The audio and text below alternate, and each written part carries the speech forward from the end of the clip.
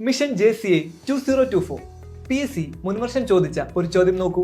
Central coir board was established in options A 1954, B 1955, C 1950, D 1965. Central coir board വന്ന വർഷം 1953 care industries act പ്രകാരം 1954 care board വരുന്നത്. അപ്പോൾ central coir board 1954 headquarters Kochi. കെയറുമായി ബന്ധപ്പെട്ട് മറ്റ് പ്രധാനപ്പെട്ട 4 ഇൻസ്റ്റിറ്റ്യൂട്ടുകൾ കൂടി ഉണ്ട്.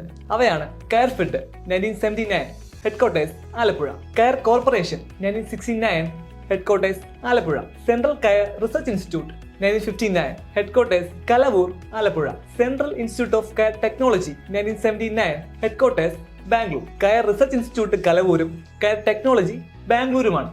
അപ്പോൾ കെയറുമായി ബന്ധപ്പെട്ട് പ്രധാനമായും 5 ഇൻസ്റ്റിറ്റ്യൂട്ടുകൾ: central coir board, coir fed, coir corporation, central coir research institute, central institute of coir technology.